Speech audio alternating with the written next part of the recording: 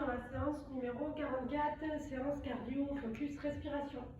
On commence la séance avec un petit test de souffle à la marche. Vous allez demander à votre athlète de respirer 3 fois tranquillement dans le ventre, de redescendre un petit peu son système nerveux pour qu'il puisse commencer ce test sans stress. Il respire par le nez, expirer par la bouche ou expirer par le nez. Puis vous allez lui demander de venir expirer le plus possible. On expire, on expire, on expire, on expire. Il vient se boucher le nez pour être sûr qu'il ne triche pas. Il ferme bien la bouche, poumon vide, il marche. Et vous comptez combien de pas il peut faire en ayant ce souffle coupé. Vous le notez quelque part et vous lui donnerez comme exercice tous les jours de refaire cet exercice au moins une fois et de rajouter un pas à chaque fois. Juste derrière, on vient travailler en coordination respiratoire. Vous pouvez lui demander de se mettre sur le dos, les jambes pliées. Le bassin ici, à l'inspiration, vient se creuser, on pousse le bassin vers le haut. Et à l'expiration, on vient écraser le bassin dans le sol. Après, vous voyez, si déjà ça c'est bien coordonné avec l'inspi et l'expi, s'il peut rajouter la tête. À l'inspi, on ramène le menton et on creuse le dos. Et à l'expi, la tête part en arrière. Et on a le bassin qui vient en rétroversion. La tête ici doit fixer un point vers le ciel. Donc les yeux fixent un point, inspire, ramène. Expire, repart. Tout doit bouger exactement en même temps, fin d'inspiration, fin d'expiration, dans la rétroversion, l'antéversion ou l'extension, flexion des cervicales qui correspondent. Juste derrière, on vient travailler dans les balancements par les pieds. Donc normalement ton athlète est déjà dans cette position. Tu lui demandes de relâcher tout le corps et de pousser ici avec les pieds. Et tu regardes si tout le corps réagit. Est-ce que c'est raide? Est-ce que ça fait ça par exemple? Il n'y a rien qui bouge? Ou est-ce qu'il arrive à venir vraiment travailler en fluidité avec la tête qui bouge? Etc.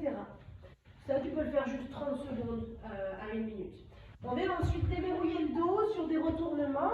Les bras sont au-dessus de la tête. Il peut commencer sur le dos comme sur le ventre. Tu décolles une jambe et là, ça doit être seulement ta jambe ici qui vient tourner et qui vient faire tourner ton corps. On ne pousse pas dans les bras et tu sens tout le corps qui se déroule. Est-ce que ça vient en un bloc ou est-ce que c'est fluide? À l'aller et au retour. On décolle la jambe, allonge et regarde est-ce que le corps ici se déroule avec fluidité ou est-ce que ça vient par exemple en un bloc. Ici, à travailler si ça vient évidemment en un bloc. Vous vérifiez qu'il ne pousse pas dans les bras. Juste derrière, on vient à travailler sur l'activation des pieds. Vous leur demandez de marcher sur la pointe des pieds. En avant, en arrière, sur le côté. De bien écarter tous les orteils. Et pour ceux qui veulent aller un petit peu plus loin, travail de cheville, force des pieds, de venir s'installer ici sur le pied et peut-être essayer de venir décoller un pied du sol pendant quelques secondes. On pousse dans le sol, on allonge la jambe et on essaie de décoller un pied du sol. Regardez au niveau de l'équilibre. Si ça tombe toujours d'un seul côté, vous savez quoi faire. Petite activation. Si on tombe tout le temps vers la gauche, on peut pencher un peu la tête sur la gauche. Venir faire des petits rebonds. On rebondit, rebondit, rebondit, rebondit. Et on revient se placer et on regarde. Est-ce que ça aide? Est-ce que c'est mieux? Est-ce que c'est moins bien? Pour moi, par exemple, ça va déjà mieux.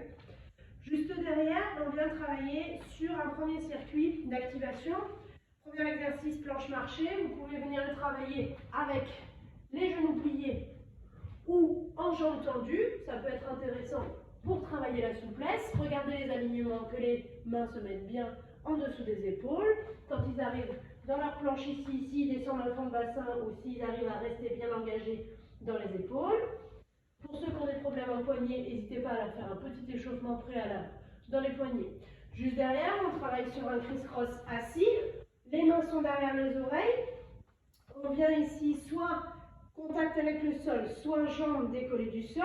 Et on expire, on essaye de venir twister à chaque expiration et la jambe opposée vient se tendre. Si tu es au sol, ça donne la même chose, mais tu fais glisser tes jambes au sol. Okay? Essayez de ne pas avoir vos athlètes qui viennent juste fermer les coudes, mais qui viennent bien twister dans le buste pour commencer à engager la sangle abdominale. Ensuite, on travaille sur un deadlift, tout léger, Mettez les élastiques verts, les plus légers. Tranquillement, vous pouvez venir travailler en jambes tendues ou en jambes pliées. Vous regardez, peut-être à travailler ce qui est plus intéressant sur la technique de votre propre athlète. Est-ce qu'il a besoin de travailler plus l'un que l'autre, voire travailler en unilatéral. Ça peut être aussi intéressant. Adaptez-vous au niveau de votre athlète. On finit ce petit circuit avec 5 minutes de course. On trottine avec des accélérations. Si tu n'as pas l'espace pour trottiner, tu viens faire des tappings. Ok? Tapping, accélère, accélère, accélère, pour faire monter un petit peu le cardio. Tu fais tourner ce circuit entre 3 et 5 fois en fonction de la facilité de ton athlète pour commencer à l'échauffer. Okay, il ne faut pas qu'il se mette dans le jus, ne l'épuise pas. La pyramide descendante derrière est costaud. Contrairement à l'autre séance de cardio, on vient monter, on est le plus haut au début, on redescend sur 10 secondes et on remonte. Donc ça va faire 50, 40, 30, 20, 10, 20, 30, 40, 50. Il y a plus de taf. Exercice numéro 1, on travaille sur des fentes sautées. Okay, on essaye ici d'avoir à peu près une latte de parquet entre les deux pieds. Le pied derrière est bien engagé. Il descend et il remonte. Okay, demande pas forcément à ce que les genoux viennent jusqu'au sol. En fonction de ces fibres ici, il va descendre plus ou moins. Ce qui est assez intéressant pour regarder comment fonctionne ton athlète, s'il est plutôt en fibre lente, rapide ou mixte. Tu peux lui faire le test du squat jump. Donc tu regardes, est-ce que quand tu lui demandes de faire des squat jump, il est plutôt là, comme moi, fibre rapide, on descend très peu, par contre on est vraiment explosif. Ou alors, est-ce qu'il descend dans un demi-squat constamment, là on est plutôt sur un mix, ou est-ce qu'il descend vraiment tout en bas et il repart. Et là on est sur des fibres lentes. Donc ça va être intéressant peut-être de faire ce petit test pour toi, regarder comment il fonctionne.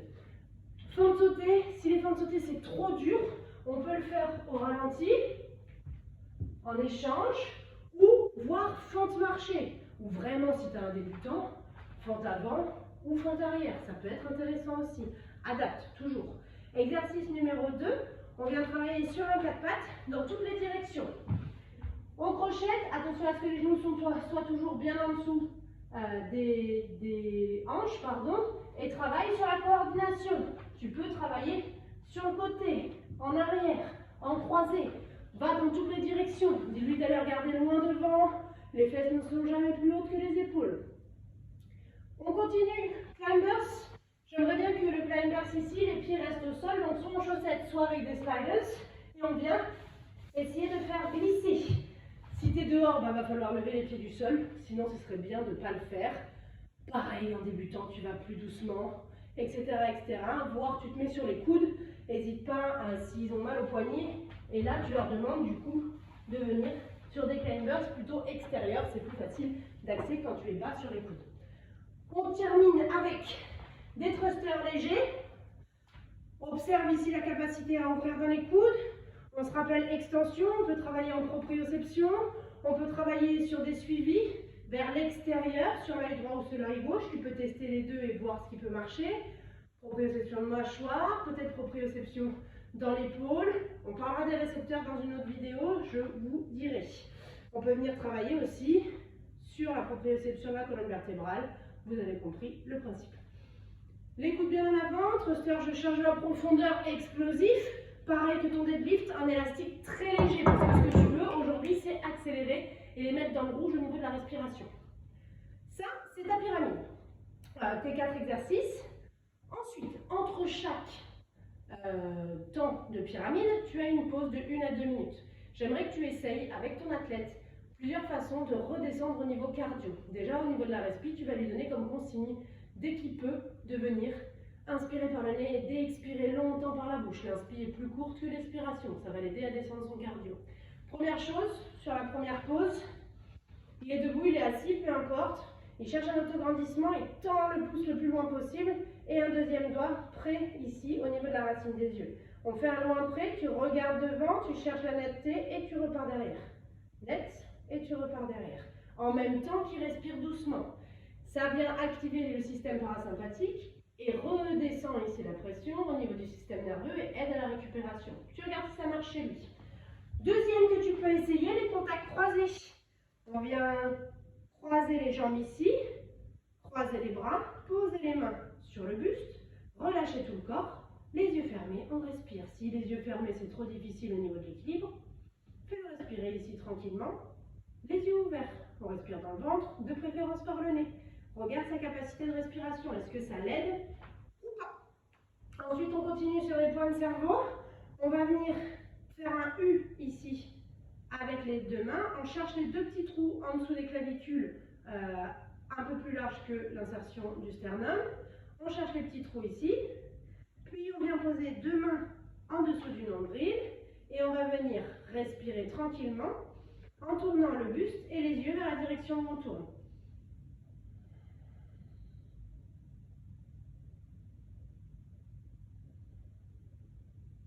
Et tu regardes si ça l'aide. On continue, on peut essayer aussi nerf crânien numéro 10. On relâche ici et tu viens tapoter au niveau du sternum en même temps que tu fais le son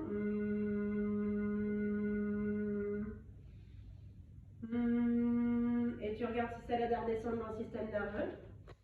Dernier son binauraux, je te laisse prendre des écouteurs, ces écouteurs en casque. Prépare-toi pour ne pas perdre trop de temps. Tu lui mets des sons binauraux dans les oreilles, tu vas sur Spotify, sons binauraux, redescend le système nerveux, stress, etc. Et tu lui mets les sons binauraux et tu regardes sur son visage, est-ce que son corps se détend, est-ce que sa respiration redescend. Ça, c'est plein d'exercices neuro et d'outils qui aident à travailler sur le parasympathique. Donc quand tu veux redescendre ton athlète, tu peux utiliser tous ces outils. N'hésite pas, si tu as des questions, viens tester peut-être sur toi-même si tu en as envie, et bien sûr sur tes athlètes, et fais-moi des retours. Salut, bonne séance!